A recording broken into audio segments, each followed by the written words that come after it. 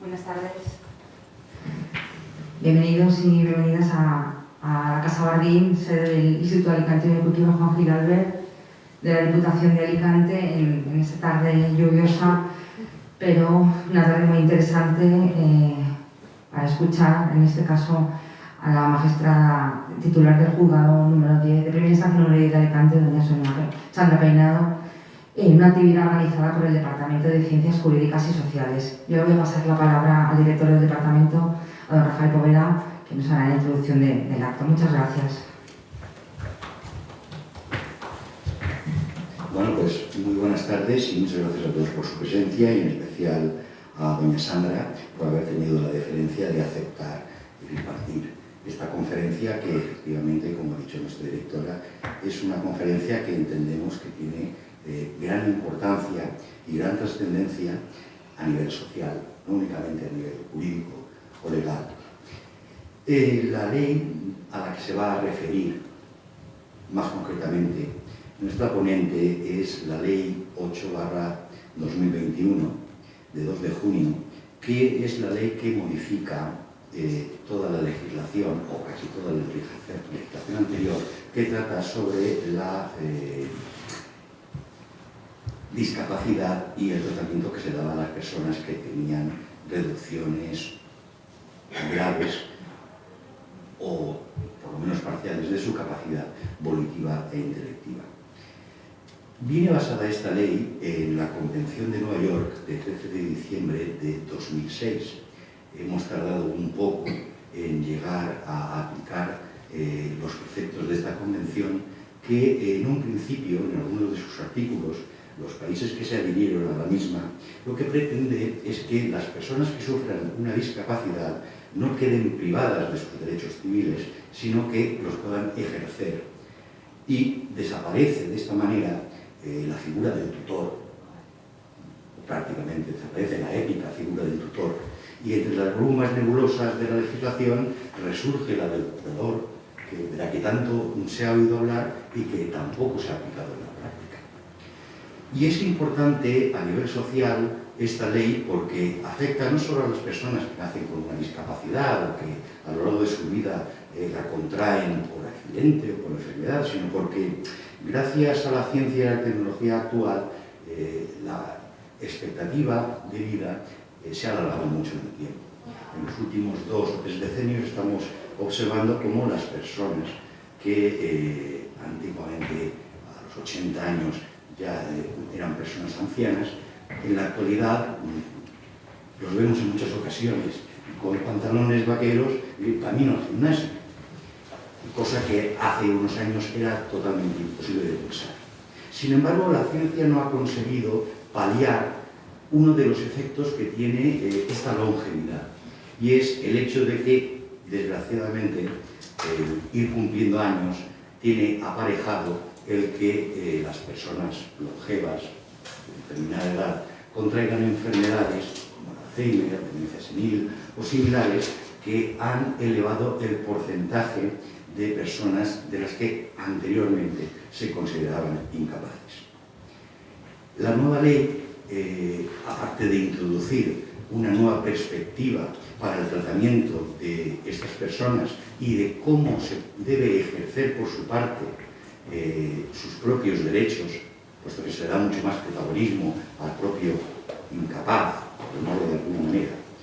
También introduce otros conceptos como son el de apoyo, los apoyos.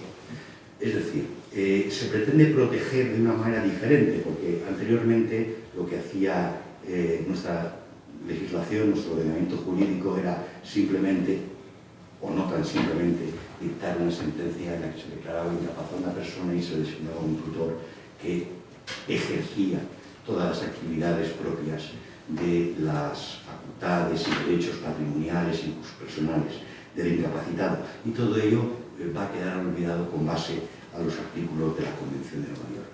Pero mucho mejor que yo lo va a explicar nuestra invitada, doña Sandra Peinado, a la que vuelvo a agradecer su presencia y con quien les dejo para que escuchen su conferencia.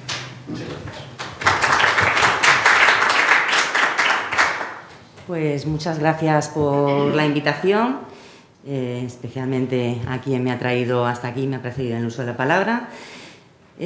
Dos problemas tengo para hablar de este tema. El primer... ¿Sí? Bueno, pues dos problemas tengo para abordar el tema de la conferencia. El primero de ellos, que no sé si la voz va a aguantarme, espero que sí. Y el segundo, pues que puede ser que lo que diga hoy, dentro de un par de semanas, no lo mantenga. Estamos con una ley que se acaba de empezar el rodaje, que cuanto más se lee, más se estudia, más dudas se alcanzan sobre ella.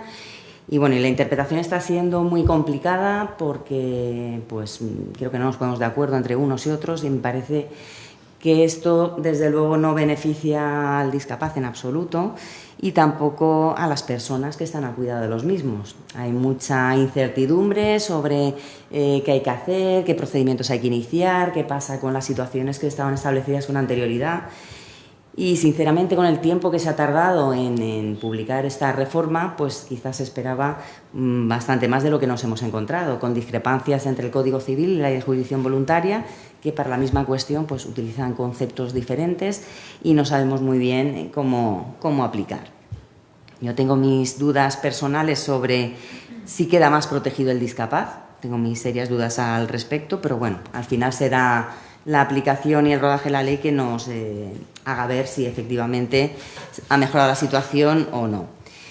Hay que partir de qué situación tenemos antes del 2 de septiembre de 2021, que el 3 de septiembre es cuando se aplica esta nueva normativa. Y bueno, pues básicamente, si lo resumimos, el precepto principal era el artículo 199 del Código Civil, que decía que nadie podía ser declarado incapaz sino por sentencia judicial en virtud de las causas establecidas por la ley. Y la ley se refería en el siguiente artículo pues, a enfermedades o deficiencias persistentes de carácter físico o psíquico que impidan a la persona gobernarse por sí misma. Después hacía referencia pues, a como sistemas de protección, la tutela, la curatela y el defensor judicial. Y en relación a la tutela, establecía que esta medida de protección se podía aplicar tanto a los menores como a los incapaces, cuando la sentencia así lo establecía, y se refería igualmente también a la curatela, indicando también determinados supuestos que en relación a los menores se aplicaba y otros en relación a los incapaces. Por lo tanto, eran dos figuras que las encontrábamos tanto de aplicación en relación a menores como de aplicación a incapaces. En resumen, la situación anterior era que teníamos una incapacitación de carácter total que conllevaba el establecimiento de la tutela, donde pues, el tutor era el representante legal de esta persona incapacitada totalmente y, por tanto, quien le sustituía pues, en todo tipo de decisiones y actuaciones que tenía que llevar a cabo. Por otra parte, teníamos la incapacidad de carácter parcial, donde quien se nombraba para apoyar a esa persona era un curador y no sustituía a la persona en sus decisiones, sino se suponía que era un complemento a esa persona para que pudiera llevar a cabo sus decisiones. Vale, por lo tanto, encontramos dos figuras que estaban claramente diferenciadas y las personas que se ocupaban de proteger al discapaz, según el caso, pues eran una u otra. ¿Qué pasa a partir del 3 de septiembre? Tenemos una reforma total tanto del Código Civil como de la Ley de Jurisdicción Voluntaria, donde se regula esta materia y donde vemos que en el título 9, que se refiere a la tutela, pues dice de la tutela y de la guarda de los menores. Y cuando nos indica quiénes están sujetos a tutela, única y exclusivamente se refiere a los menores no emancipados en situación de desamparo y a los menores no emancipados no sujetos a patria potestad. Por lo tanto, lo que sucede es que desde el 3 de septiembre de 2021 la tutela queda reservada únicamente para los menores. En todas las decisiones que tengamos que adoptar a partir de ese momento, porque por supuesto vamos a seguir manteniendo los tutores que estaban establecidos con anterioridad a la entrada en vigor de la ley. Para ver un poco cuál es la idea de esta reforma o qué está pensando el legislador cuando establece esta reforma, pues quizás tendríamos que estar al primer artículo del Código Civil que se refiere a la cuestión, en el título 11º de las medidas de apoyo a las personas con discapacidad para el ejercicio de su capacidad jurídica, el artículo 249. Y en el mismo se indica que las medidas de apoyo a las personas mayores de edad o menores emancipadas que las precisen para el adecuado ejercicio de su capacidad jurídica tendrán por finalidad permitir el desarrollo pleno de su personalidad y su desenvolvimiento jurídico en condiciones de igualdad. Estas medidas de apoyo deberán estar inspiradas en el respeto a la dignidad de la persona y en la tutela de sus derechos fundamentales. Las de origen legal o judicial solo procederán en defecto o insuficiencia de la voluntad de la persona de que se trate. Todas ellas deberán ajustarse a los principios de necesidad y proporcionalidad. Y esta es la idea básica que preside esta regulación. Se refiere ahora a la ley a medidas de apoyo. Y es importante ver cuando nos referimos a medidas de apoyo que no solo prevé medidas de apoyo de carácter judicial, sino también medidas de apoyo con su reconocimiento legal, pero que no son judicialmente establecidas. Y el precepto que más nos aclara qué tipo de medidas tenemos ahora para poder dar protección a los discapaces, pues es el siguiente precepto, el 249, donde hace referencia a que las medidas de apoyo para el ejercicio de la capacidad jurídica de las personas que lo precisen son, además de las de naturaleza voluntaria, ya nos está indicando, hay una serie de medidas que no se imponen judicialmente, sino que son acordadas voluntariamente por aquella persona que presenta esta necesidad de apoyo. Y aparte de estas voluntarias, la guarda de hecho, la curatela y el defensor judicial. Y estas son las medidas fundamentales con las que tenemos que trabajar para buscar qué apoyo necesitan estas personas con discapacidad para que puedan ejercer su capacidad jurídica pues, con igualdad y en pleno nivel al resto de personas, contando con ese apoyo que le va a dar una tercera persona o una institución o organismo según el supuesto. Y establece el mismo precepto que las medidas de apoyo de naturaleza voluntaria son las establecidas por la persona con discapacidad, en las que designa quién debe prestarle apoyo y con qué alcance. Cualquier medida de apoyo voluntario podrá ir acompañada de las salvaguardas necesarias para garantizar en todo momento y ante cualquier circunstancia el respeto a la voluntad, deseos y preferencias de la persona. Por lo tanto, y creo que lo que es importante en esta legislación, pero entiendo que se debe de avanzar mucho a nivel social para que se tenga esto en consideración, lo que está indicando el legislador es, bueno, pues cuando haya esa previsión de que una persona va a encontrarse en una situación en la que va a necesitar apoyos para poder ejercer su capacidad jurídica y que el tipo de patología que le lleva a ello es una patología que le permite ser consciente inicialmente de esa situación e incluso pues poder planificar qué va a pasar en el futuro, pues lo que dice el legislador, quién mejor que esa persona para que pueda determinar cómo quiere que se organice el apoyo que va a requerir en un futuro. Y por lo tanto, lo prioritario es la voluntad de la persona, que cuando tiene plenas facultades puede hacer una planificación de cómo quiere obtener apoyo y qué personas quiere que se lo presten, pues por la confianza que le ofrezcan. Pensemos en enfermedades, sobre todo en deterioros cognitivos, el Alzheimer, demencia senil, donde no es una situación que de repente una persona se encuentra con ella, sino que a lo mejor tiene un diagnóstico muchos años antes y que en ese momento inicial pues, esa persona puede hacer una previsión de futuro. Esto sería lo ideal, del mismo modo que se indica que bueno, para evitar problemas familiares es bueno otorgar testamento y evitar que después la familia, cuando fallece uno, pues inicie una batalla por las cuestiones patrimoniales, pues en este sentido también sería importante que tuviéramos conciencia de que efectivamente, como cada vez se vive más, pues va a haber más personas que presenten esta problemática de requerir ayuda de otras para poder ejercitar su capacidad jurídica. Entonces, si se deja previsto, pues mucho mejor para esa persona porque va a poder determinar exactamente cómo quiere obtener esa ayuda que va a requerir. Sigue diciendo el Código Civil, entre estas medidas de apoyo que nos indica, la primera que no es de carácter judicial, sino voluntaria, la establece la propia persona. La siguiente sería la guarda de hecho, que identifica como una medida informal de apoyo que puede existir cuando no haya medidas voluntarias o judiciales que se estén aplicando eficazmente. Bien, y la guarda de hecho se presenta por una parte de juristas como una ventaja de la ley, una mayor protección del discapaz, pero sin embargo yo creo que tiene un problema muy importante, porque efectivamente sabemos que en multitud de supuestos hay guardadores de hecho que están atendiendo y ayudando a las personas con discapacidad, pero que a la hora de realizar determinadas gestiones, ya sean de una entidad bancaria, por ejemplo, pues van a tener una dificultad importante precisamente con la legislación que ahora tenemos. Y es el hecho de cómo acreditar esta situación de guarda de hecho para, de cara a terceros, pues poder ejercitar esas facultades que precisamente la ley le reconoce.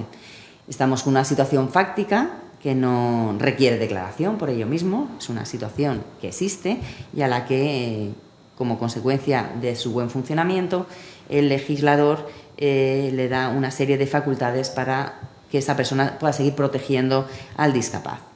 Pero hemos de tener en cuenta que, como situación fáctica, pues no habrá una resolución judicial que identifique a una concreta persona como el guardador de hecho de otra y que, por tanto, pueda acudir a cualquier tipo de organismo o tercero, identificarse como guardador de hecho y realizar la acción que quiere efectuar en protección del discapaz. Entonces, el problema que nos estamos encontrando es que la gente está muy perdida, porque de hecho hay aún, incluso a nivel de burocracia, donde se les indica no, pida la declaración de incapacidad y luego cuando sea tutor todavía se da esa información, incluso a nivel de servicios sociales se indica a las personas que lo primero que tienen que hacer es ir al juzgado para que se declare la incapacidad, cuestión que ya no va a suceder nunca. Estamos intentando dar una protección en ese sentido y facilitar a los familiares que se ocupan de personas con discapacidad pues que esa actuación no se les vaya a complicar, sino que puedan seguir funcionando con la mayor normalidad posible por el bienestar del discapaz al que prestan apoyo.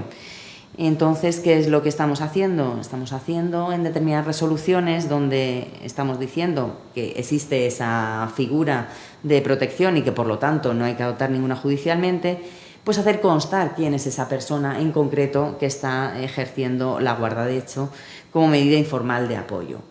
Con lo cual van a tener una resolución judicial donde no se va a declarar que son guardadores de hecho, ya que ello no procede, pero sí se va a constatar que tienen esa condición y bueno, esperamos que con ello se facilite su actuación de cara a terceros.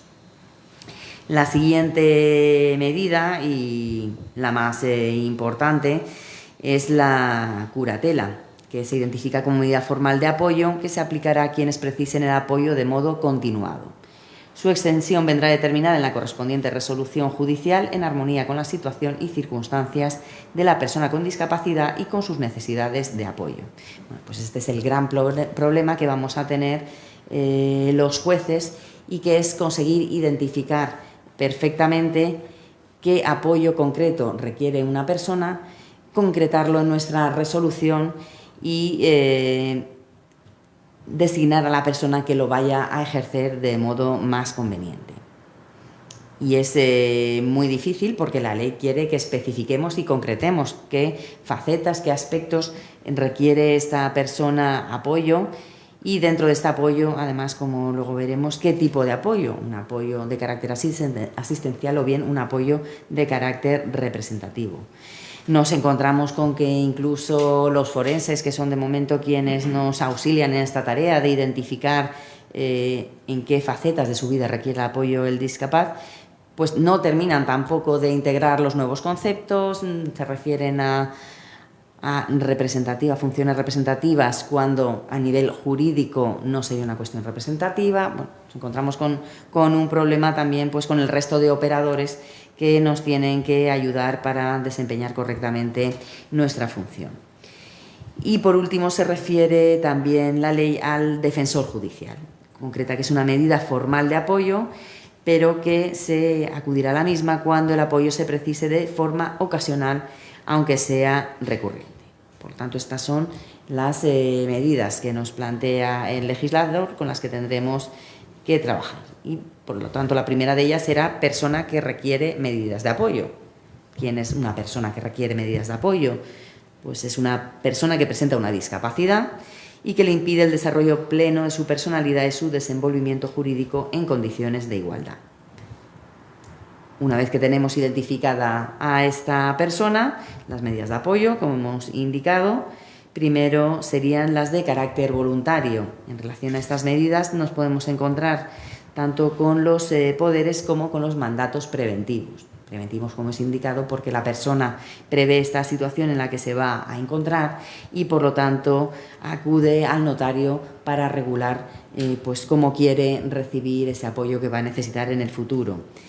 Se puede hacer de dos maneras: a través del poder, esto es otorgando un poder que ya se aplica cuando todavía no requiere esa ayuda, pero con la cláusula de subsistencia para el caso de que necesite apoyo para ejercitar su capacidad jurídica. Y por otro lado, el poder, donde lo que se hace es únicamente previsión y aplicación a partir de que se encuentre en esa situación.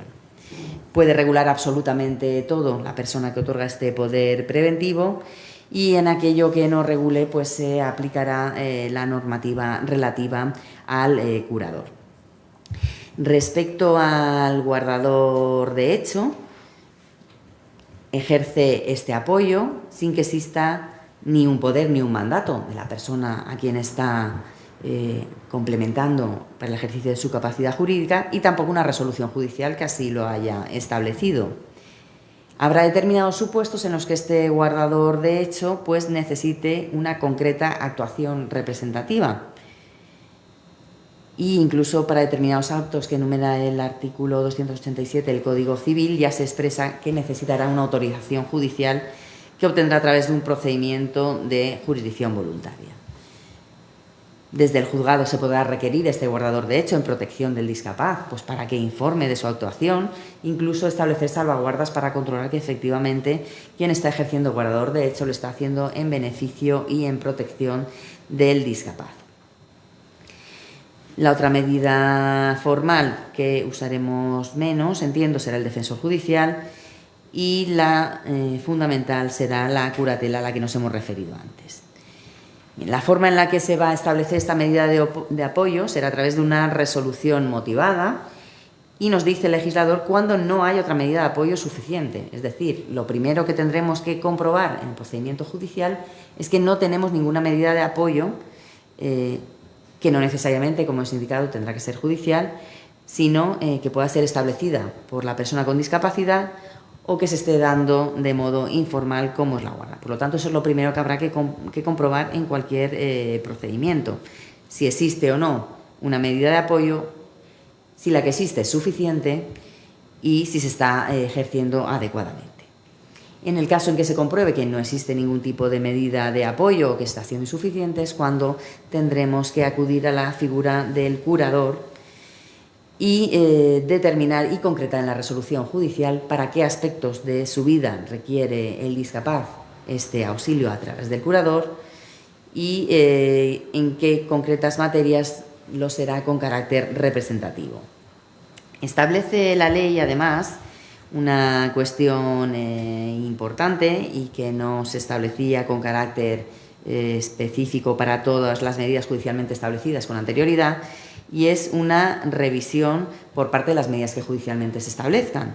Antes se establecía la posibilidad de, bueno, si había una modificación en la situación en la que se encontraba aquella persona que se había declarado incapaz, es decir, por la evolución de su enfermedad, pues evolucionaba favorablemente, ya no requería tanto apoyo, o bien a la inversa, se permitía acudir a un procedimiento judicial donde se podían revisar esas medidas, bien para, como se indicaba en la ley, reintegrarle la capacidad, es decir, volver a la situación inicial, plenitud de capacidad para ejercitar la capacidad jurídica, o bien se tenían que ampliar los apoyos que necesitaba esa persona. Pero había que acudir a un procedimiento específico cuando se detectaba esta situación.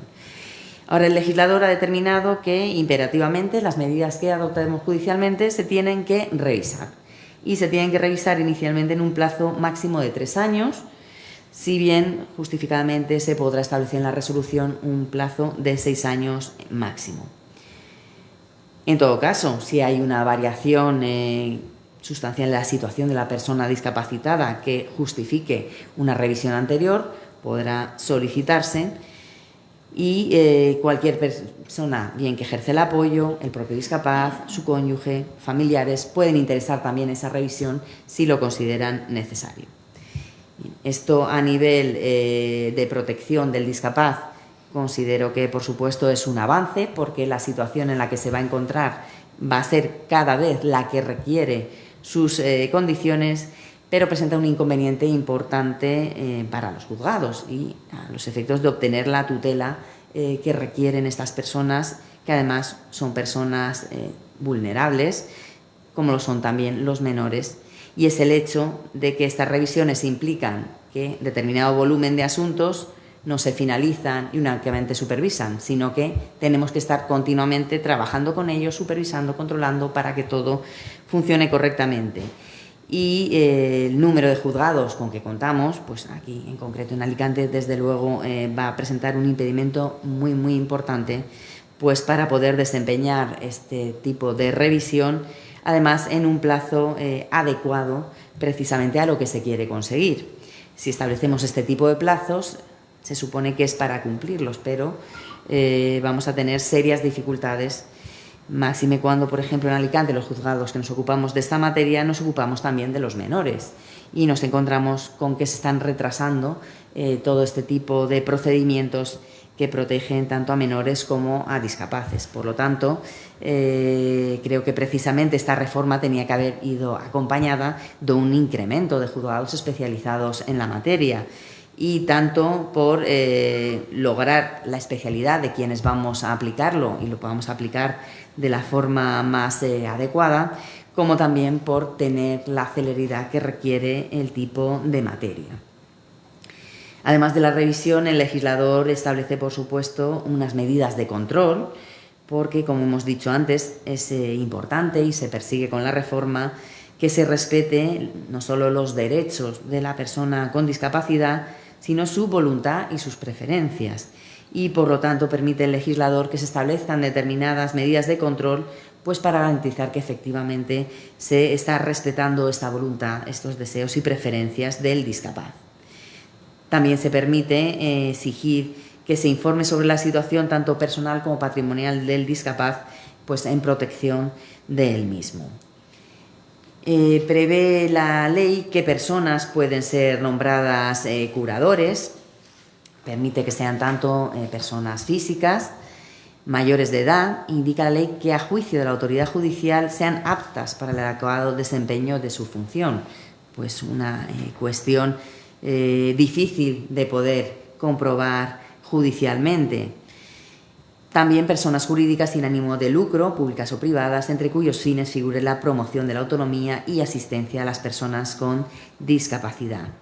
Y en este sentido sí tengo que exponer una queja que tenemos en aquellos supuestos en los que pues, no contamos con familiares porque no existen, no están dispuestos a ellos, que quieran prestar este apoyo a sus familiares con discapacidad y, por lo tanto, tenemos que acudir a la Generalitat Valenciana para que, a través del organismo correspondiente, pues preste este apoyo que requiere estas personas.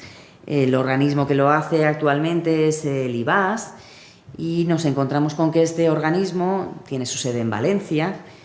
Esto ya es una cuestión que veo difícil, que se pueda prestar un apoyo a personas con discapacidad estando en otra provincia, estando alejado de la persona que requiere este apoyo, que puede ser de muy diversa índole, pues apoyo simplemente para acompañarle al médico, para comprobar que está siguiendo el tratamiento, para comprobar que no está encerrado en casa, que está asistiendo a programas que fomentan su autonomía. Creo que es muy complicado que esto lo pueda hacer un organismo que tiene su sede en Valencia.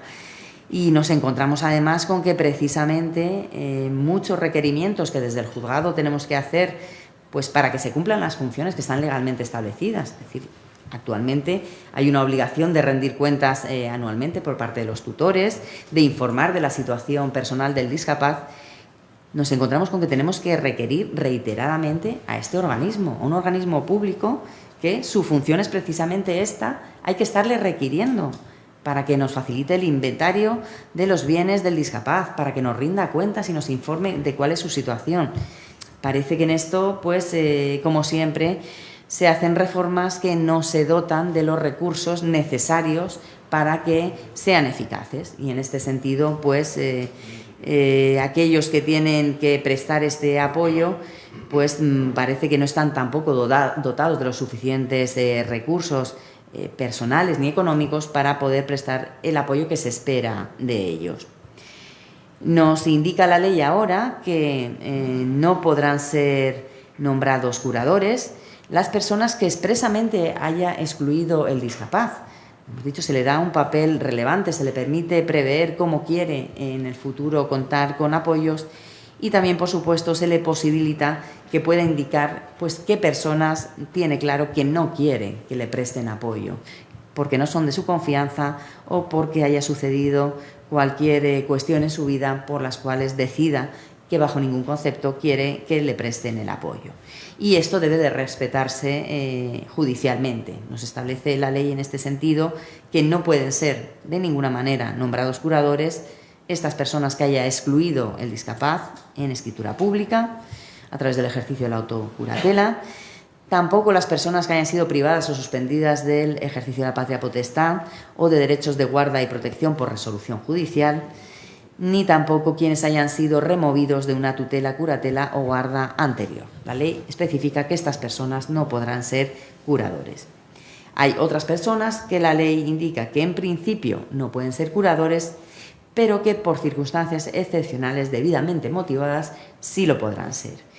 Y son personas condenadas por algún delito que hagan presuponer fundadamente que no desempeñará bien la curatela, aquellos que tengan conflicto de intereses con el discapaz, el administrador que haya sido sustituido en sus facultades de administración durante la tramitación del procedimiento concursal y a quienes les sea imputable la declaración como culpable de un concurso, salvo que la curatela lo sea solamente de la persona.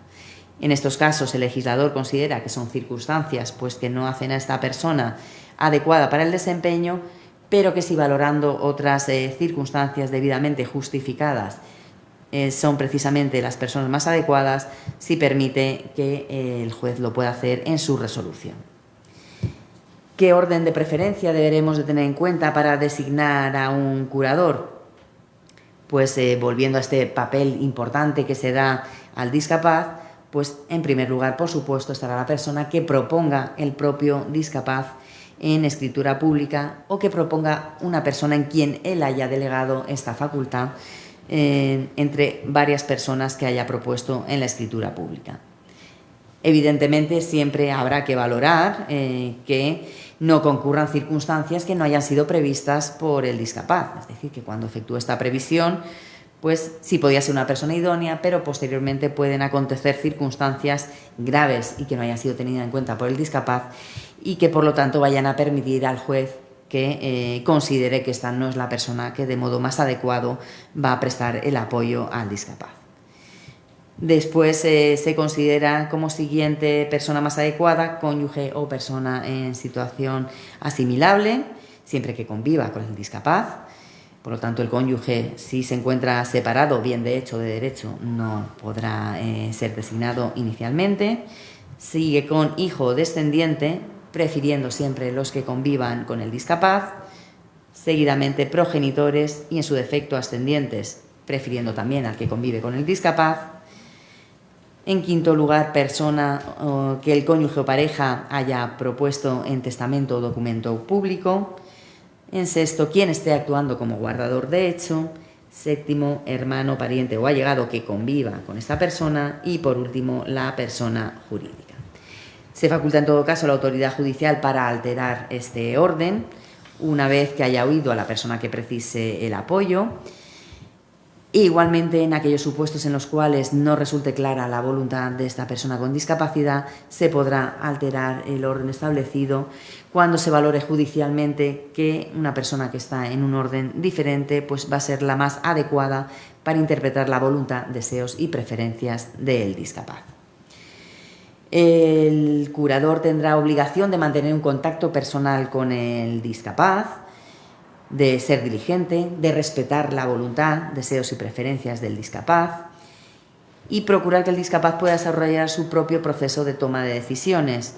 Y aquí nos encontramos con que parece que el legislador, cuando ha efectuado esta reforma, pues ha pensado en determinado tipo de discapaces en los cuales, prestándole determinados apoyos, pues va a mejorar su integración en la sociedad, va a poder tomar más decisiones, siempre y cuando pues, siga determinados tratamientos que le van a ayudar, tome su medicación, acuda a determinados organismos que le vayan a ayudar a desarrollarse de modo más independiente, pero parece que se está olvidando que nos encontramos con discapaces donde la evolución inexorablemente va a ser que cada vez va a ir perdiendo pues, más capacidad de decisión y que no se le va a poder ayudar, llegado un cierto punto, a que tenga un proceso de toma de decisión, porque va a ser completamente imposible.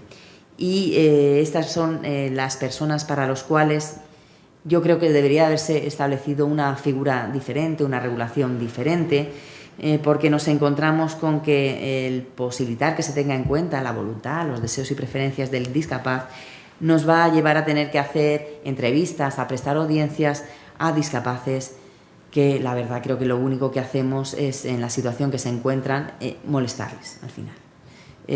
Hoy, por ejemplo, en concreto, hemos estado haciendo las entrevistas que establece la ley para revisar los procedimientos anteriores.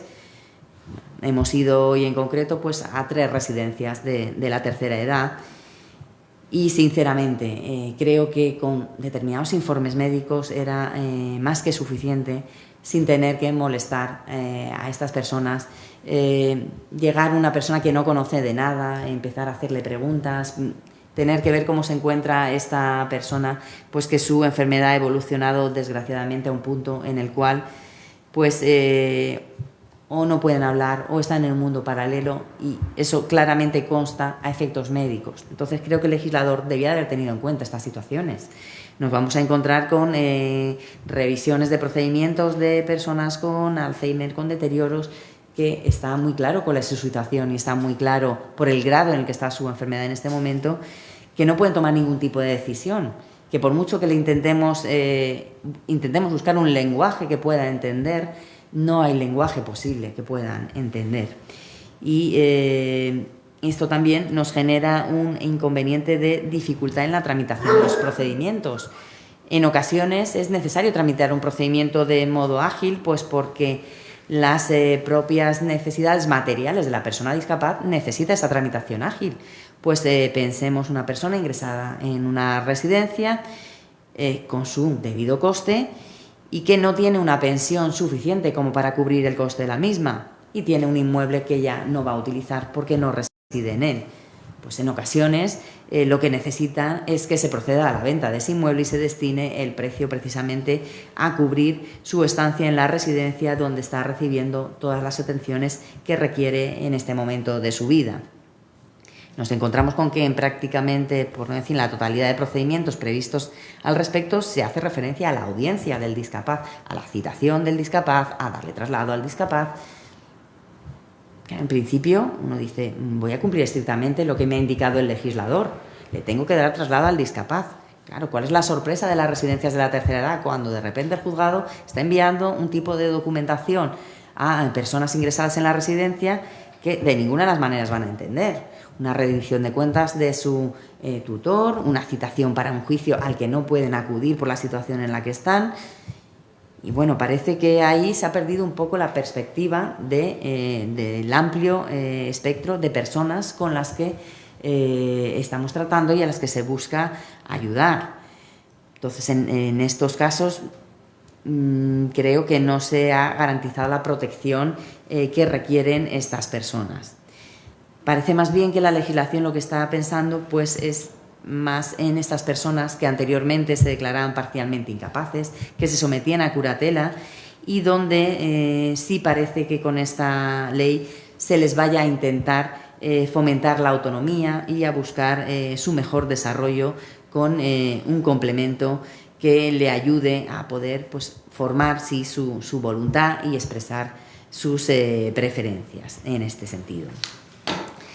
Respecto a los procedimientos judiciales, que esto es una duda que se plantea mucho por el ciudadano, qué es lo que tengo que hacer ahora, qué necesito, a qué procedimiento tengo que acudir para solucionar el problema que se me plantea. Tengo la cuenta bloqueada, pues pensemos, por ejemplo, aquella persona que está prestando el apoyo que requiere uno de sus progenitores, que ha fallecido el otro y que se encuentra de repente bloqueada la cuenta, pues donde estaba percibiendo la pensión su progenitor porque ha fallecido el otro y necesita una actuación rápida. Pues están un poco perdidos, no saben qué es lo que tienen que hacer, van al banco, el banco le dice traiga usted un poder actualizado o tráigame una resolución de declaración de incapacidad y acredíteme que es el tutor. Y bueno, la ventaja en este aspecto que sí ha establecido el legislador es que para estas concretas actuaciones tan puntuales pues se va a evitar la situación en la que nos encontrábamos antes, donde esta persona que estaba ayudando al discapaz, pues efectivamente tenía que irse previamente a un procedimiento de declaración de incapacidad, un procedimiento de tipo declarativo, donde si quería ser el demandante tenía que ir con abogado, con procurador, o bien acudir a fiscalía para que lo hiciese fiscalía. En esos casos nos encontrábamos que después se paralizaba el procedimiento, había que nombrar un defensor judicial, había que escuchar a los familiares, había que designar a una persona para este cargo, tenían que cumplirse unos plazos para que esta resolución fuese firme, que la persona aceptase el cargo. Ya tenemos hasta el familiar acudiendo por segunda vez al juzgado, primero para ser oído, luego para aceptar el cargo. Después se le emplaza para que conteste la demanda y el tiempo va pasando y el discapaz tenía una necesidad sin cubrir, porque solo lo único que necesitaba era que se vendiera su casa, por ejemplo, y aquí estábamos en el juzgado con estos largos trámites hasta que se puede celebrar un juicio. Nuevamente este familiar por tercera vez acudía al juzgado para ser oído en el correspondiente procedimiento, dictamos sentencia, esperamos su firmeza, notificamos a esta persona la misma y nuevamente tiene que acudir al juzgado, que ya estamos por la cuarta vez, para aceptar el cargo. Y una vez que ya ha aceptado el cargo y ya tiene un documento que dice que es tutor, entonces tenía que acudir a otro procedimiento más. Tiene que ir al juzgado nuevamente para solicitar lo que realmente necesitaba, y es que se le autorizase para vender la vivienda del discapaz, que necesitaba ese dinero para pagar la residencia. Esto sí lo ha solventado el legislador. Al reconocernos al guardador de hecho y las facultades que tiene, permite que quien está ejerciendo el cargo de guardador directamente vaya al último procedimiento, al que realmente necesita el discapaz, al que va a autorizar pues esa venta de la vivienda para poder seguir pagando la residencia donde está adecuadamente atendido. ¿Qué pega tiene este procedimiento y a lo mejor no se ha regulado correctamente o claramente por el legislador? Porque si tenemos una persona que es un tutor de los de pues cuando teníamos las anteriores sentencias, claramente tiene un documento que dice que es el tutor y puede ir directamente a pedirle al juzgado que quiere la autorización para esa concreta actuación. Pero si alguien se presenta como guardador, encontramos con que es un supuesto en el que no tenemos una resolución que nos esté diciendo que hay una persona con discapacidad que necesita un apoyo, ni que hay una tercera persona que está ejerciendo ese apoyo adecuadamente, que es su guardador de hecho, y que por lo tanto quien nos lo está solicitando, esa autorización, es quien legítimamente lo puede solicitar en protección del discapaz. Por lo tanto, en el procedimiento que tendrá que hacer esta persona, primero acreditarnos que realmente tenemos una persona con discapacidad que necesita el apoyo. En segundo lugar, que es el guardador de hecho. Por lo tanto, en muchas ocasiones pues tendrán que acudir el resto de familiares para confirmarnos que este hijo que acude y nos pide esta enajenación no está intentando beneficiarse de la venta de la vivienda para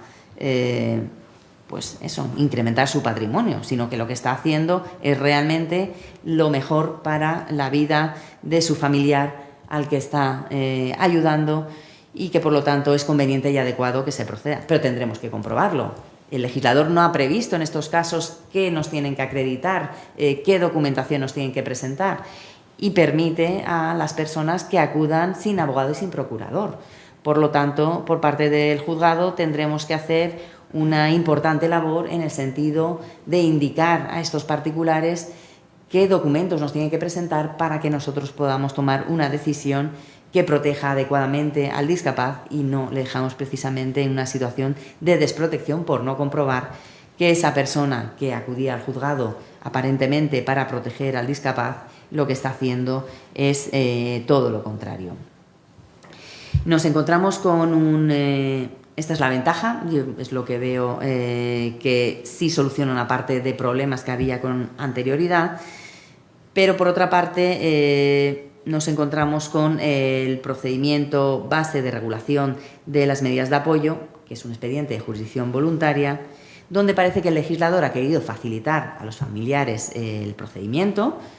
Parece que piensa que un procedimiento de jurisdicción voluntaria pues, es algo más fácil, puede acudir un particular, sin abogado, sin procurador, va a ir más rápido, no hay como en los procedimientos contenciosos, una demanda, una contestación, unos plazos, sino que directamente citamos una comparecencia, prevé el legislador entonces que va a ir más rápido.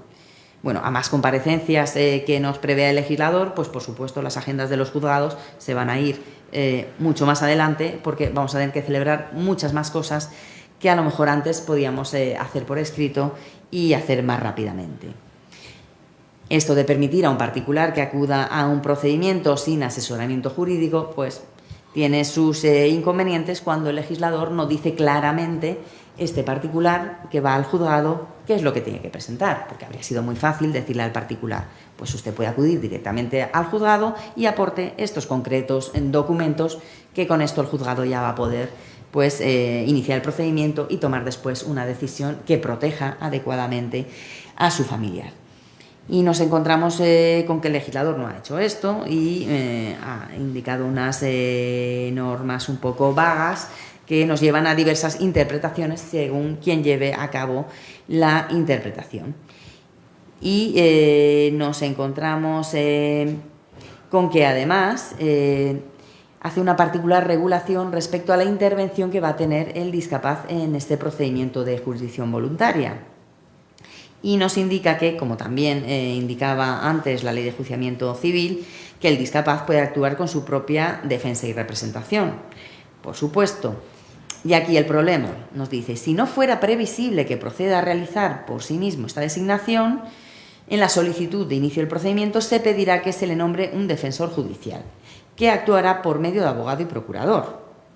Bueno, vamos a ver. Entonces nos encontramos aquí como una especie de obligación de intervenir abogado y procurador, cuando lo primero que se nos dice al regular el procedimiento es que quien lo presenta, quien lo inicia, no necesita abogado y procurador. O sea, el familiar que lo va a iniciar no necesita abogado y procurador. Sin embargo, el discapaz parece, aparentemente, que sí lo requiere necesariamente. Bueno, aquí hemos empezado a hacer distintas interpretaciones, no estamos todos de acuerdo sobre la interpretación que ha de hacerse de esta previsión legal y yo a día de hoy la interpretación que estoy realizando es la siguiente si queremos proteger al discapaz. En primer lugar, porque tenemos que presumir, o quién tiene que hacer esa presunción, de que no va a designar abogado y procurador. El juzgado no puede hacer esa previsión sin conocer a la persona, sin a lo mejor tener suficientes informes. Y quien presenta la solicitud sí puede hacer esa previsión de lo que va a hacer su familiar. Puede ser que sí, pero tampoco estamos seguros de ello. Entonces, ¿qué podemos hacer para estar seguros de que el discapaz puede tomar una decisión y puede saber qué es lo que puede hacer en este procedimiento?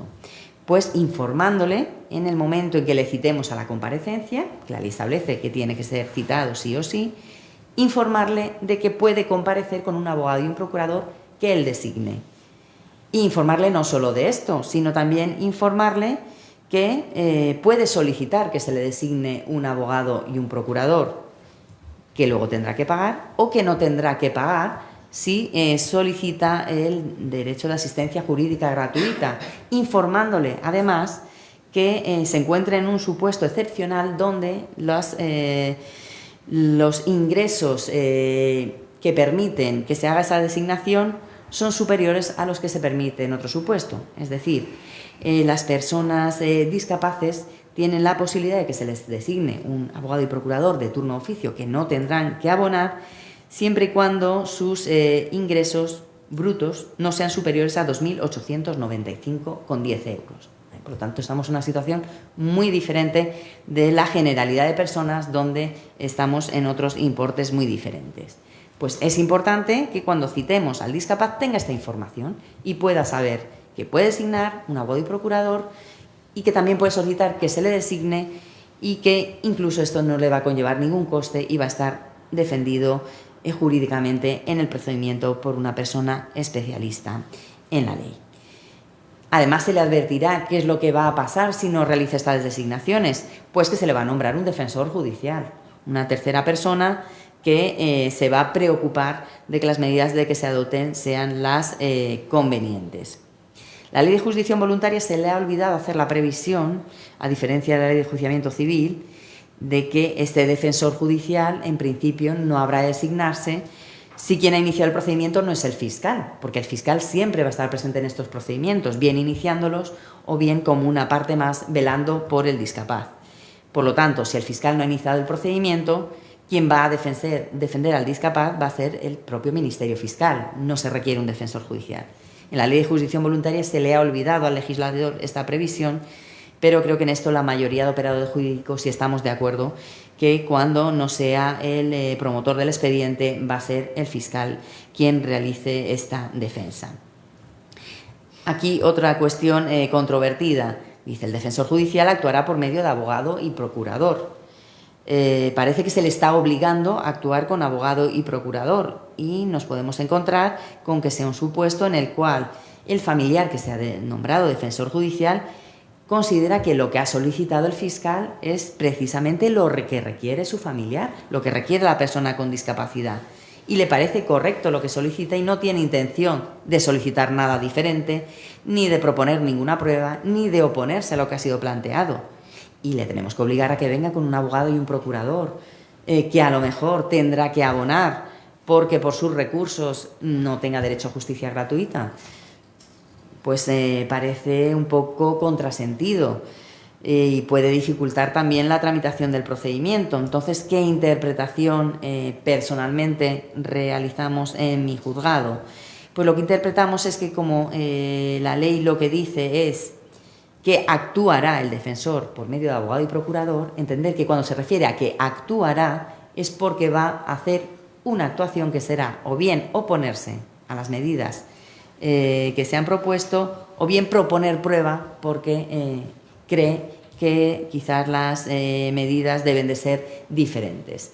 Vamos a interpretar que esto es actuar y cuando quiera actuar, entonces sí va a necesitar un abogado y un procurador, pero cuando lo único que vaya a hacer es ser oído como un familiar más, se va a considerar que no es necesaria la designación de abogado y procurador para la defensa del discapaz.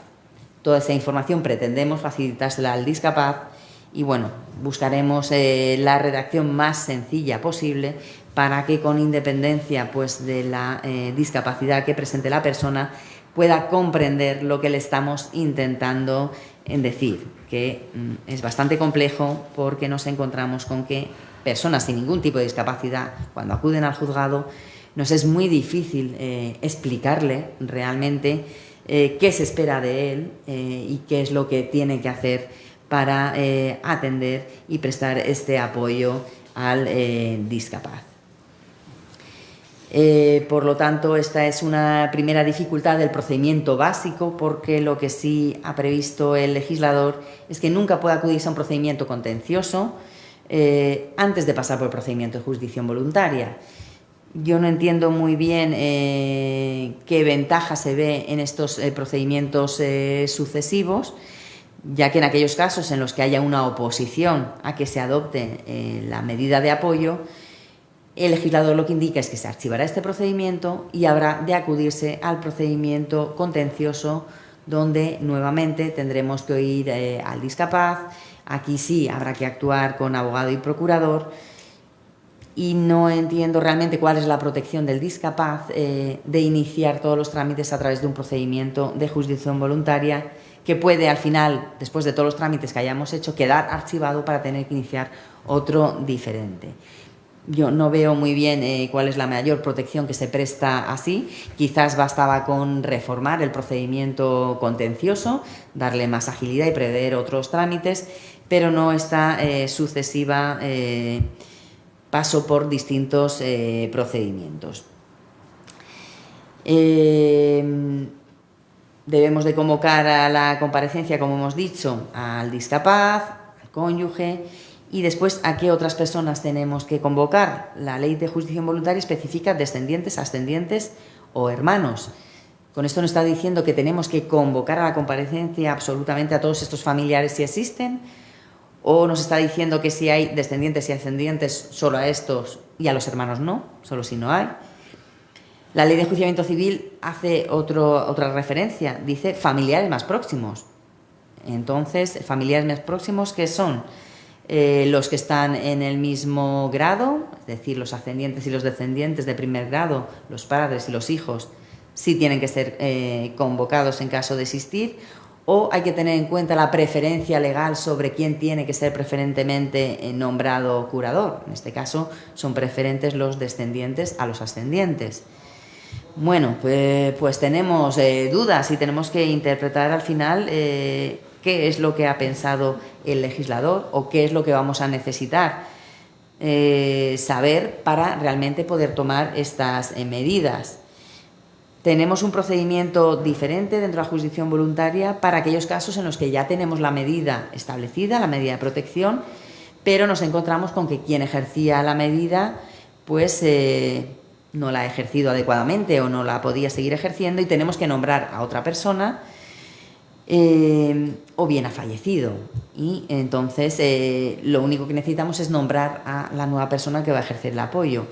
En este tipo de procedimiento, que es también de jurisdicción voluntaria, el legislador sí especifica determinados documentos que tienen que presentarse, haciendo referencia a la escritura, si existe, donde haya sido designada la persona que se quería que ejerciera el apoyo, si hay una escritura donde se ha indicado las preferencias del discapaz, una serie de documentos que son esenciales para conocer si tenemos ya una medida de apoyo, qué personas están previstas y, sin embargo, en el procedimiento inicial, el de adopción de medidas de apoyo, no se requieren estos documentos.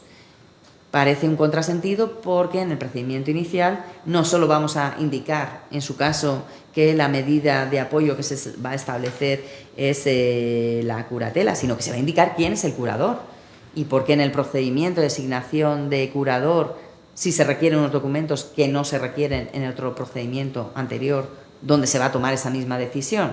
Y ahí el legislador pues no parece que lo ha tenido muy claro y nos encontramos con estas dificultades en distintos procedimientos donde no está muy claro la documentación que se tiene que presentar y por lo tanto le estamos dificultando al particular el acceso a la tutela que realmente necesita. Después tenemos regulado también por el legislador el expediente de revisión de medidas judicialmente acordadas. Como hemos dicho antes, se prevé que todas las medidas que acordemos judicialmente vayan siendo revisadas y tenemos el plus de revisar todas las que existían con anterioridad. En un juzgado como el mío, por ejemplo, pues estamos pensando en un volumen de revisiones de lo que ya existía de unos 500 asuntos. Unos 500 asuntos donde tendremos que hablar con el discapaz, que en unas ocasiones pues tendremos una residencia y tendremos a varias personas que podamos simultanear su entrevista, pero no es la mayoría de supuestos y nos encontraremos con muchos casos donde los discapaces están en los domicilios y donde incluso el discapaz no se va a poder trasladar del domicilio al juzgado. Pues piensen lo que nos va a costar poder revisar todos estos procedimientos, más aparte de todos los nuevos que vayamos resolviendo, que van a tener su revisión cuando pase el plazo que hayamos establecido en la resolución. Pues se nos dificulta bastante el trabajo y la protección de estas personas. Entre estos procedimientos de jurisdicción voluntaria, hemos dicho antes, teníamos el específico para el guardador de hecho, donde también tenemos que celebrar una comparecencia. Las comparecencias es lo más recurrente que regula la ley de jurisdicción voluntaria, menos el procedimiento de revisión. El procedimiento de revisión no nos determina que celebremos comparecencia, pero sí la entrevista del discapaz. Ahora bien, esto quizás no lo ha pensado el legislador va a haber muchos supuestos en los que al revisar las medidas no solo tengamos que revisar la medida en sí, es decir, tenemos que revisar que había una tutela y ahora va a ser una curatela con determinados aspectos en los que debe de intervenir el curador, o no, vamos a tener un guardador de hecho y entonces ya no vamos a tener medida judicial. No solo puede pasar esto, sino que puede pasar que existiendo una medida anterior, la persona que estaba ejerciendo su función de tutor o curador haya fallecido o haya sido removido, con lo cual nos encontramos en el supuesto de designación de persona que ejercía la medida, que este era otro procedimiento que hemos dicho, que tenía unos requisitos de documentación, que si hay una comparecencia, y nos vamos a encontrar casos en los que tengamos los dos simultáneamente, no los vamos a hacer de modo independiente, no tiene sentido ninguno, por lo tanto tendremos que acumular ese tipo de expediente y hacer un expediente mixto, al final, donde no solo revisemos la medida, sino que también valoremos qué nueva persona que no estaba ejerciendo apoyo al discapaz va a ser la que en adelante lo realice. Y por lo tanto nos encontraremos procedimientos de revisión de medidas donde el legislador no ha previsto comparecencia, pero que sí la tengamos que celebrar porque la persona que ejercía el apoyo pues ya no lo está ejerciendo. Por lo tanto, se hacen regulaciones de distintos procedimientos, pero al final muchos de ellos se van a ver mezclados y vamos a tener que combinar las previsiones para la realización de las actuaciones que sean necesarias en cada uno de ellos, dificultando sobre todo la seguridad jurídica, porque al final el particular que le dicen, bueno, esta ley es todo ventajas, se puede ir al juzgado sin abogado, sin procurador, pues el particular va a ir más perdido, no puede ser, porque la ley no se lo facilita y además nos encontramos con que tenemos que interpretar cada juzgado su interpretación, Fiscalía otra interpretación y nos vamos a encontrar con que se empiezan a unificar criterios y quizás me temo que se realizan determinadas reformas o va a ser muy complicado y no vamos a facilitar para nada la vida no solo de los discapaces sino de las personas que intentan prestarles apoyo, que en ocasiones fue muy llamativo un asunto donde nos encontrábamos con que la persona que ejercía el apoyo, el discapaz, no quería de ninguna de las maneras que lo hicieran, quería que en su caso fuese la entidad pública, que no fuese su familiar. Inicialmente se pedía esto así también incluso por los servicios sociales que estaban atendiendo a este discapaz y al final cuando oías a esta persona en la comparecencia decías, ¿cómo vamos a nombrar a la administración para ejercer este cargo cuando tenemos un familiar que lo quiere ejercer con todas las dificultades que presenta, cuando tiene un familiar con una discapacidad que precisamente no le hace la vida fácil y que ella es la persona que sabe cómo ha sido su vida? Decía, por favor, no nombren a la administración, porque lo que va a pasar es que como hoy ha mejorado su situación, se le va a dar una libertad y se le va a dejar pues que pueda otra vez volver a la situación anterior que en la familia hemos vivido y que tantos años de angustia nos ha hecho pasar. Por favor, no nombren a la administración. Y hasta que no oímos esos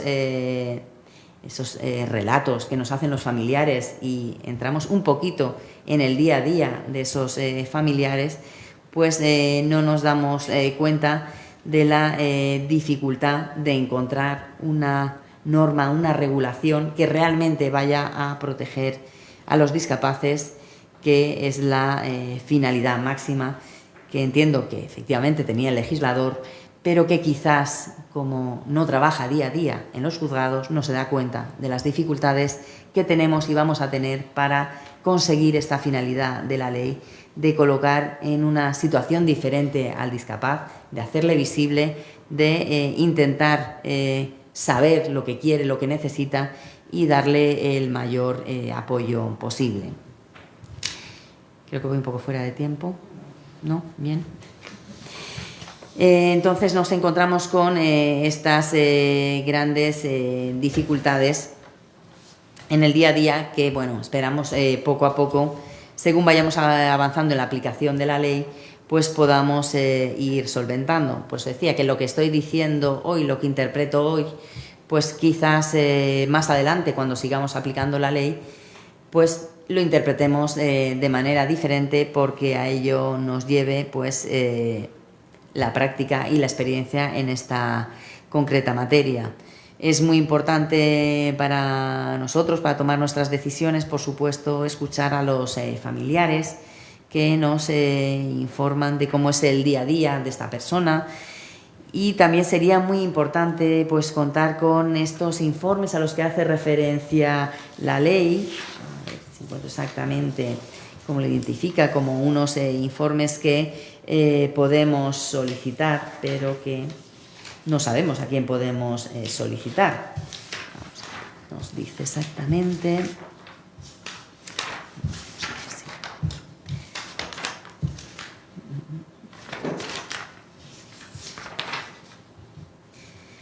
Nos dice que la autoridad judicial podrá recabar informe de la entidad pública que en el respectivo territorio tenga encomendada la función de promoción de la autonomía y asistencia a las personas con discapacidad, o de una entidad del tercer sector de acción social debidamente habilitada como colaboradora de la Administración de Justicia. Claro, por supuesto, esto sería ideal. Esto sería ideal porque nos van a poder decir de verdad qué medidas de apoyo requiere esta persona y con qué organismos, personas o recursos contamos efectivamente y de manera real en nuestro territorio para poder ayudar a las personas con discapacidad. Pero esto hoy en día no existe. No sabemos a quién tenemos que acudir, qué entidad tenemos que nos preste y nos haga este tipo de informes.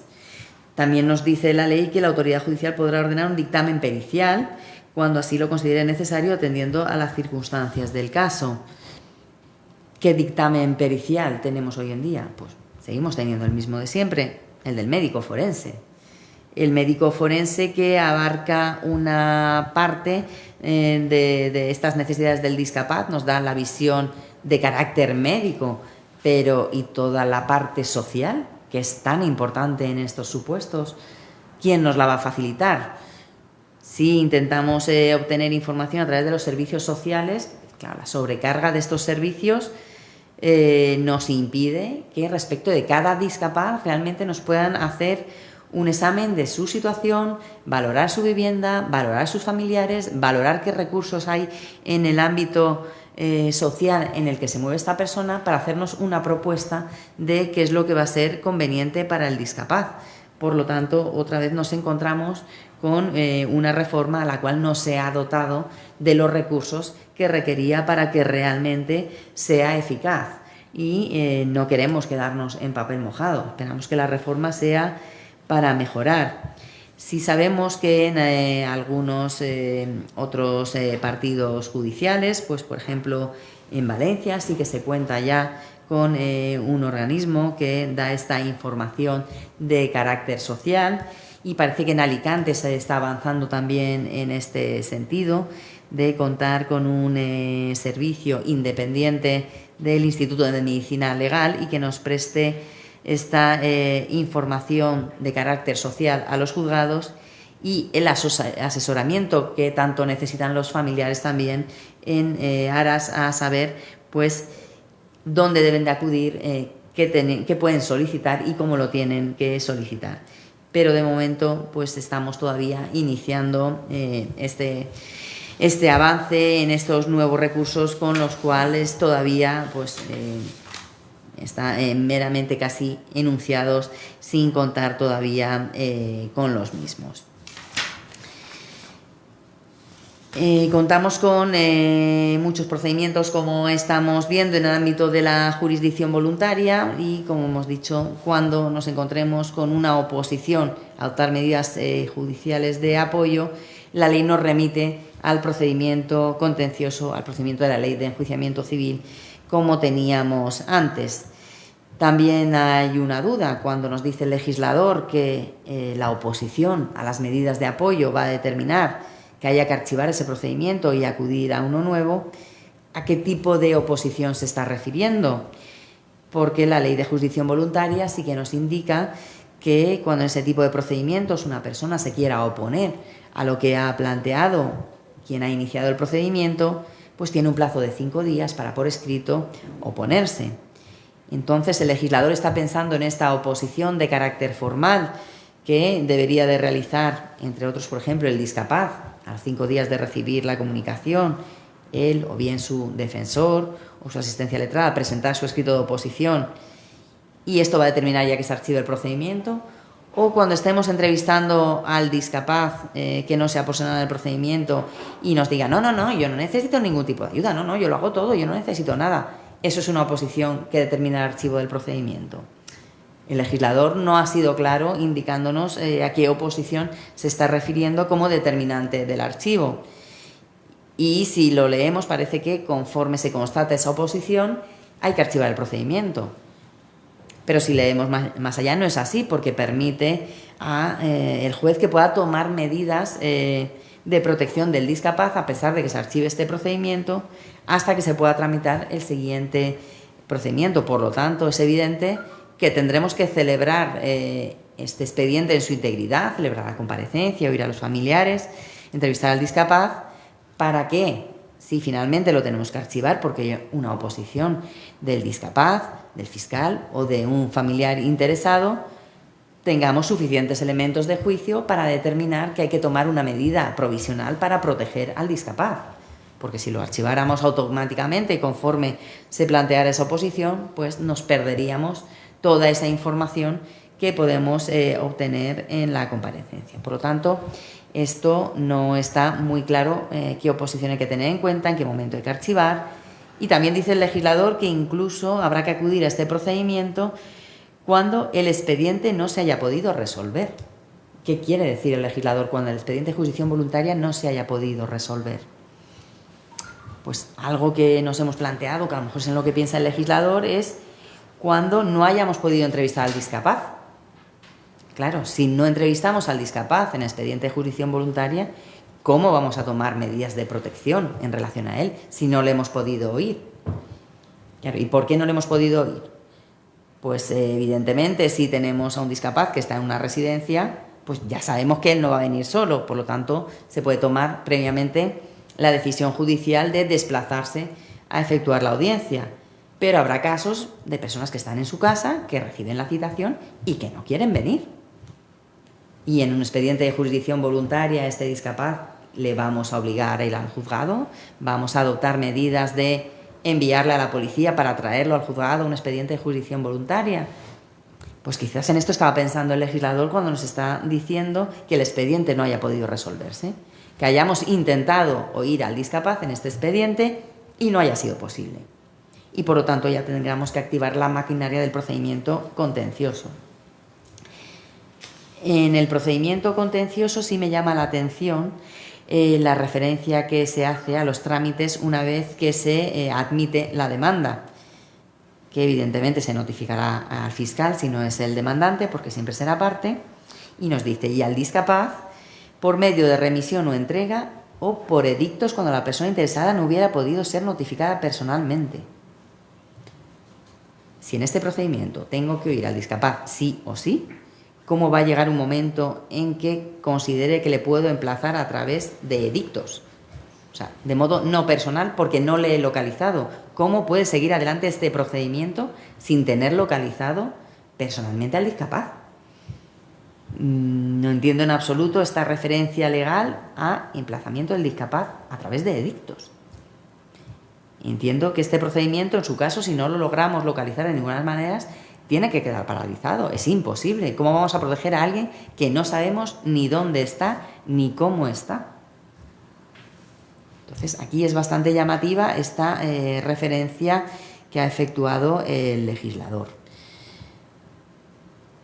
¿Qué pruebas se prevén en este procedimiento contencioso? Pues este procedimiento contencioso es muy análogo al que teníamos regulado con anterioridad. La entrevista con la persona con discapacidad, la audiencia del cónyuge o pareja y el resto de parientes y los dictámenes periciales necesarios o pertinentes. Aquí especificando en el procedimiento contencioso que no se puede decidir sobre las medidas a adoptar sin previo dictamen pericial acordado por el tribunal. Esta es una diferencia sustancial entre el procedimiento de jurisdicción voluntaria y el procedimiento contencioso. En la jurisdicción voluntaria nos permite el legislador que adoptemos medidas de apoyo sin necesidad de un informe pericial, sin necesidad de intervención a día de hoy del médico forense. Es cierto que hay supuestos en los que no necesitamos esa intervención por el tipo de patología en la que nos encontramos, y con los informes médicos del psiquiatra, del psicólogo que están interviniendo con esa persona, tengamos más que suficiente para tener claro, aparte de, evidentemente, con su entrevista y la audiencia de sus familiares, qué medidas tenemos que adoptar. Por lo tanto, si se hubiese mantenido esa exigencia de este dictamen, de este informe hoy en día del forense en el procedimiento de jurisdicción voluntaria, se hubiera podido poner una traba en la agilización del procedimiento, porque ya sabemos también que el Instituto de Medicina Legal pues también tiene sus limitaciones de personal, y a más informes que tengan que ser emitidos, pues a más largo plazo lo serán, y por lo tanto con mayor dificultad tendremos que con celeridad podamos resolver. Por lo tanto, por ahí tenemos que se agilice el procedimiento, no exigiendo necesariamente ese dictamen. Ahora sí, cuando nos encontremos en un supuesto complejo, donde determinadas patologías que según el concreto momento en que se encuentre esa persona, pues las medidas van a ser unas u otras, pues pensamos en una persona con esquizofrenia, que su situación puede ser tan diferente de estar tomando la medicación o no tomarla, de estar acudiendo a un recurso social a no acudir, que por supuesto ahí sí vamos a necesitar quizás ese informe del forense que nos dé un plus de información profesional especializada para tomar la medida más adecuada.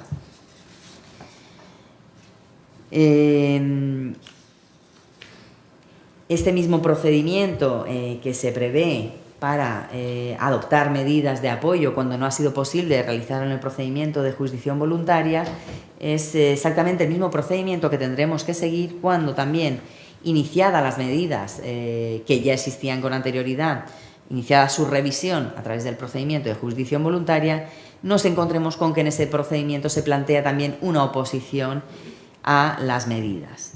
Claro, aquí es todavía más difícil saber a qué oposición se está refiriendo el legislador.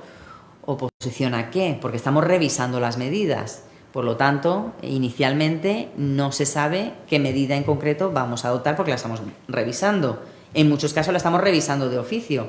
Por lo tanto, no hay ninguna información sobre qué medidas se está pretendiendo adoptar. Entonces, ¿quién se va a oponer y a qué se va a oponer? ¿Qué oposición va a determinar que esa revisión tenga que tramitarse por el procedimiento contencioso?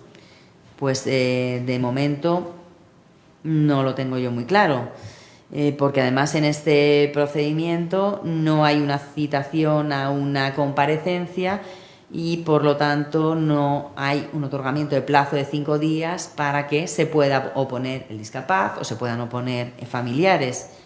Entonces no queda muy claro a qué oposición se está refiriendo en este caso el legislador, para determinar que tengamos que archivar este procedimiento y pasar al procedimiento contencioso. No sé si habré arrojado algo de luz. Es muy complicado y hasta que no sigamos avanzando, intentando aplicar esta legislación, pues creo que ni siquiera los que tenemos que aplicar la norma pues podamos ayudar a quienes se ven tan afectados directamente por ella, pues a saber qué es lo que tienen que hacer y cómo lo tienen que hacer. Pero bueno, siempre estaremos atentos a través de los distintos procedimientos que se planteen, pues también esta información que nos llegue de los familiares, que nos exponga qué dificultades tienen, para pues intentar aplicar lo más beneficiosamente posible para el discapaz y para su familiar que le presta apoyo, tan importante para él, pues para hacerle la vida más fácil y pues para intentar que efectivamente este ideal de que pueda ejercer su capacidad jurídica en términos de igualdad, pues sea efectivamente posible. Y aquí quedo a disposición de si se quiere realizar cualquier pregunta, sugerencia o idea, tomarla y seguir avanzando en la aplicación de esta norma. Yo soy tutor desde hace una serie de años Y a partir de ahora, ¿qué soy? ¿Curador? ¿Guardador? A ver, la ley sí nos ha efectuado una previsión específica respecto a qué pasa las personas que tienen una sentencia anterior y que efectivamente son tutores de discapaces, que hoy en día ya no nombraremos, o son curadores de discapaces, pero conforme a la legislación anterior. Y el legislador ha dicho, bueno, de momento, hasta que se consiga revisar ese procedimiento, porque se supone que absolutamente todos van a ser revisados, de momento el tutor que funcione como si fuera un curador representativo de la nueva legislación con las obligaciones que establece la nueva legislación. Y el resto, los curadores, pues como los curadores no representativos. Claro, que esto igual también es decir, bueno, ¿y qué tengo que hacer? Claro, porque el tutor tenía claro antes, aceptamos el cargo, presentamos el inventario y cada año rendimos cuenta al juzgado de la evolución patrimonial y de la situación del discapaz. Ahora, ¿qué tengo que hacer? ¿Qué tiene que hacer el curador representativo? Claro, aquí la ley no nos ha dicho específicamente el curador representativo o el curador con determinadas facultades va a tener que rendir cuenta todos los años o cada X momento. No, le permite al juez que valore si hay que exigir a ese curador que sea todos los años, que sea cada 2, que sea cada 3. Entonces, ¿cuándo va a saber el tutor cómo tiene que actuar en adelante? Pues probablemente cuando haga la primera rendición de cuentas conforme a la legislación anterior, es decir, cuando a principios de este año, por ejemplo, haya presentado su rendición de cuentas y el juzgado haya dictado un auto donde ya está adaptando la situación a la legislación. Y entonces, según la situación, en la mayoría de casos lo que se está diciendo, bueno, como el legislador nos ha dicho que este procedimiento hay que revisarlo y revisar las medidas vigentes en un plazo, dice el legislador, muy optimista él, de 3 años, desde que se entró en vigor la reforma, pues estamos considerando, salvo supuestos particulares que veamos que realmente hay que hacer una supervisión más importante, decir, bueno, curador representativo ahora, pero antiguo tutor, no rinda usted cuentas hasta dentro de un plazo de 3 años, porque no hay una situación de ningún tipo de riesgo para el discapaz y por lo tanto no le vamos a seguir sobrecargando con rendiciones de cuentas anuales y vamos a intentar cuanto antes revisar. Por lo tanto, vamos a destinar los esfuerzos no a hacer estas revisiones anuales de todos, sino más bien a intentar hacer las revisiones de las medidas de apoyo para que cuanto antes podamos adaptar a la legislación. ¿Qué va a pasar? Entendemos que va a haber muchos tutores que se va a indicar que no es necesario que se mantenga una medida judicial de apoyo porque existe una medida informal que es el guardador de hecho. Y por lo tanto lo que vamos a hacer es relevar al tutor de esa obligación que tenía anual de rendir cuentas. Por lo tanto, en ese sentido, quizá le vamos a facilitar un poco la vida a estas personas que prestan este apoyo y que todos los años pues tienen que ir al juzgado, tienen que llevar los movimientos bancarios, tienen que presentar determinada documentación y en esos casos entendemos pues que por lo menos se le va a facilitar en ese sentido al tutor esa situación. En todo caso, siempre tenemos esa previsión de que el guardador de hecho en cualquier momento se puede requerir para que rinda cuenta. Es decir, en cuanto cualquier familiar o cualquier persona, cualquier tercero detecte que hay una situación donde a lo mejor no se está ejerciendo adecuadamente esa guarda, puede comunicarlo al juzgado y entonces sí le requeriremos a ese guardador para que rinda cuenta y veamos si hay que establecer alguna medida de control y supervisión de la situación. Muchas gracias. Le voy a hacer otra pregunta ya un poco más personal. Yo, como he dicho, llevo varios años, una serie de años de tutor, pero pasan los años y yo pues voy camino de los 81 años y ya me encuentro con una serie de dificultades físicas y hasta un poco mentales. ¿Qué puedo hacer yo para tengo que seguir sin edie en esta situación, cada vez más con más complicaciones por mi parte, o puedo pedir que se nombre a otra persona que me sustituya a mí? Esos son los supuestos de excusa del tutor o curador anterior, de excusa del curador ahora, que cuando se encuentra ya en determinada situación que considera que no es la más adecuada para poder prestar ese apoyo que se ha comprometido a prestar, pues se lo pueda comunicar al juzgado para que el juzgado valore qué otra persona le puede sustituir. Ese cambio de persona que va a prestar el apoyo, claro, como hemos dicho antes, en muchas ocasiones se va a hacer a la vez que revisamos la medida. Es decir, ahí sí que se va a escuchar a la persona que está prestando el apoyo para que nos diga, bueno, aunque sea necesario que siga con apoyo, yo ya no puedo. Es necesario que otra persona lo pueda hacer y en un mismo procedimiento que podamos hacer las dos cosas. O si realmente la situación es, pues, que ya se ve que el nivel de dificultad es elevado, lo que se puede es solicitar del juzgado que realice la revisión ya de ese concreto procedimiento. Es decir, que la ley prevé que todo tiene que ser revisado, pero indica que o bien es el juzgado el que va a tomar sus expedientes y va a hacer esa revisión como pueda, o incluso los tutores, los curadores, la persona con discapacidad pueden solicitar que su procedimiento se revise ya. Es decir, en el orden de que se siga de revisiones, en supuestos en los que se vea pues, que hay que adoptar alguna medida porque hay que cambiar la persona que realiza el apoyo, por ejemplo, se le puede decir al juzgado, por favor, este procedimiento antes que necesitamos tomar medidas. Muchas gracias. Buenas tardes, doña Sandra. Yo soy Beatriz Tebas, soy letrado y soy letrado de protutela aparte. Entonces hay dos cuestiones de la ley que usted las ha apuntado, que yo también cuando hablo con padres también traslado que para mí no tiene en cuenta la ley. Por un lado está que no tiene en cuenta, muy importante, la situación de la justicia en España. Usted está en un juzgado en Alicante, pero yo que me baqueteo por toda la provincia, se nos van a juntar unos procedimientos con otros, porque en Torrevieja cada escrito que presenta son 3 años, etc. Y para mí tampoco tiene en cuenta la ley, usted también lo ha apuntado, que no es la situación igual para todas las personas. Es decir, hay situaciones que son totalmente irreversibles, con lo cual vamos a centrar los esfuerzos en las personas que sí que hay alteraciones. Para mí la ley está más pensada hacia la enfermedad mental, que sí que necesita esos apoyos y esas revisiones cada X tiempo.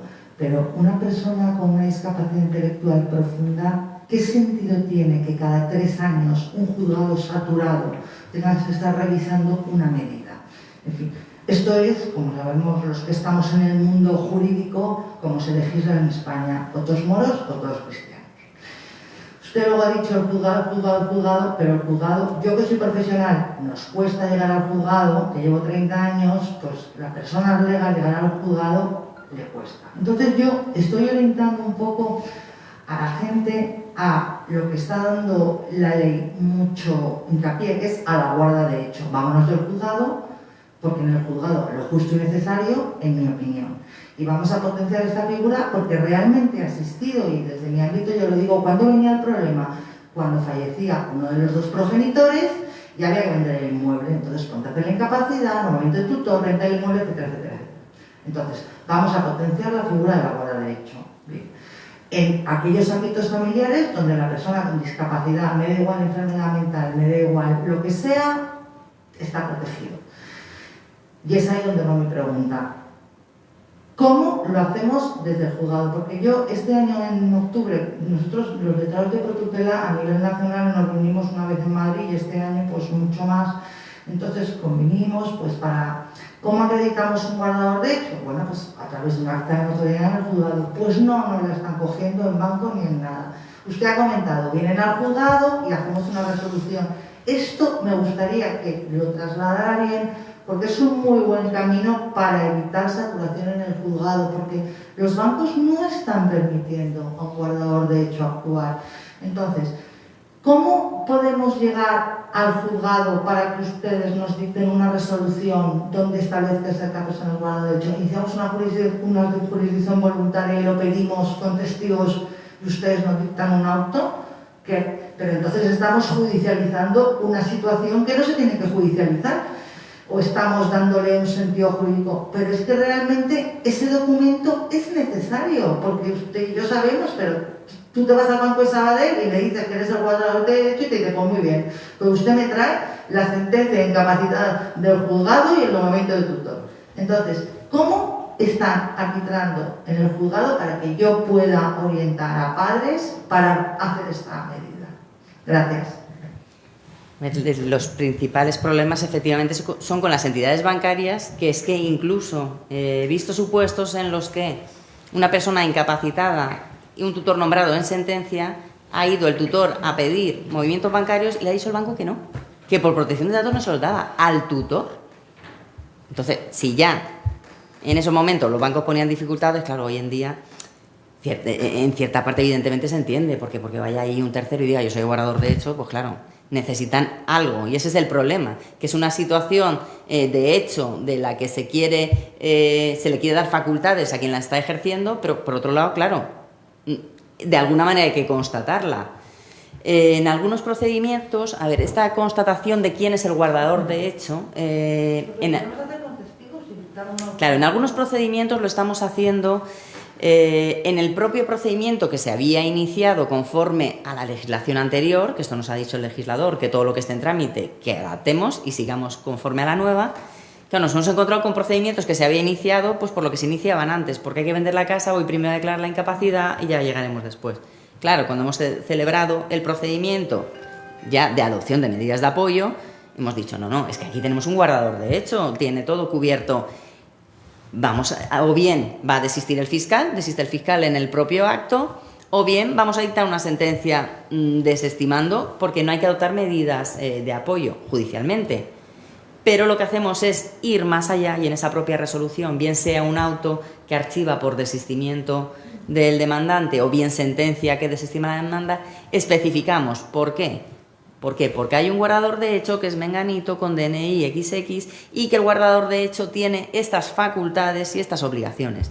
Y lo plasmamos en la propia resolución. De modo que esa persona, por lo menos, tiene ya un documento judicial donde consta, no que se ha constituido esa persona en guardador, pero sí consta que es el guardador de hecho de esta otra persona. Con lo tanto, entendemos y esperamos que con ese documento se vaya al banco donde sea y que con eso no haya problema. De momento no hemos tenido la información de qué ha pasado con los que ya hemos dictado así. ¿Pero en las revisiones también? ¿En las revisiones también? Claro, en las revisiones en los que digamos no hay que establecer una medida judicial porque hay una informal que es el guardador de hecho, va a constar igualmente, claro. Lo complicamos más con la desaparición de los programas de las partes potestades. Bueno, claro, nos dice el legislador, hay que revisar todo, vale. Nosotros tenemos controlados las tutelas que hemos declarado porque tenemos los expedientes de seguimiento de tutela. Y la patria potestad, como no había ningún control, nosotros no sabemos.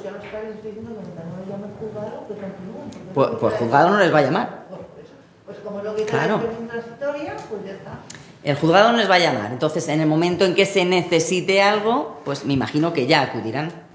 Entonces, la otra vía es, si no teníamos iniciado este tipo de procedimiento, es a la primera necesidad que tenga el guardador de hecho, pues necesito hacer una gestión en el banco, necesito que me permitan desbloquear esta cuenta. En esa primera gestión, esa es la que presenta como expediente de jurisdicción voluntaria para acto representativo en concreto del guardador. Conseguir ahí el Claro, en ese procedimiento para que autoricemos, lo primero que vamos a hacer es comprobar que es el guardador de hecho. ¿Cómo lo vamos a comprobar? Normalmente a través del resto de familiares que vamos a oír. Y una vez que ya haya una primera resolución, entiendo que ya con esa ya tiene acreditado que es el guardador. Vale, porque realmente la ley le da mucho protagonismo también a los notarios. Como ustedes juez, pues nos lo hemos saltado. Pero realmente tú te vas al banco con un acta de notoriedad de un notario, con testigos que digan que esa persona y no te lo están cocinando. Solamente quieren resoluciones del juzgado. Es que creo que los bancos están en otra línea. En otra dimensión, ¿eh? Sí, y es un problema porque es el principal escollo, claro, efectivamente. El día a día de las personas con discapacidad es la cuenta bancaria. Sí, sobre todo eso, cuando son un matrimonio, fallece uno, cuenta bloqueada. Dice, no, tenemos poder. No, el poder tiene que ser actualizado, pero vamos a ver si sabe usted que esta persona no puede otorgar un poder actualmente. Y no hay manera, entonces ya tenemos que ir al expediente de jurisdicción voluntaria. Pues sí que es verdad que lo intentamos hacer, lo estábamos intentando hacer rápido, pero... Es una buena vía esta de conseguir una resolución judicial donde venga establecido el nombre del guardador de hecho, con lo cual muchos asuntos que en su momento no se tuvieron a lo mejor, así que estas personas que tienen un cierto grado de discernimiento, pues es un buen camino. Así sí se consigue. Hombre, que a cierto grado incluso pueden otorgar la autotutela. Sí, por eso. Creo que a ciertos niveles sí incluso se debería de fomentar esto, que ellos acudan al notario, que vayan con su familiar que le está ayudando y que se regule notarialmente y se excluya la intervención Bueno, judicial. yo tengo ya un par de asuntos que sí que he mandado personas con patologías asociadas o problemas de tal, bueno, que no es el camino de la fuga, el camino sí a otorgar unos poderes al notario con esas facultades. Claro, pero falta que todo el mundo esté en la misma línea, falta que los notarios estén en la misma línea, que los bancos... No, los notarios sí, el problema es de los bancos. Y una cosa, si yo decido quién quiero que sea mi tutor, porque me diagnostica no sé qué, que va evolucionando y decido, mi hijo, vamos a un notario y mi hijo dice, mira, no, yo no. O digo, el vecino del quinto, y el vecino del quinto dice, mire, yo no. ¿Qué hacemos? Yo decido que sea el vecino del quinto, y el vecino del quinto dice que no. Pues se supone que cuando uno toma esa decisión, más o menos sabe que va a tener ese apoyo en esa persona. Pero Evidentemente... si eso se hace ante notario, un papel,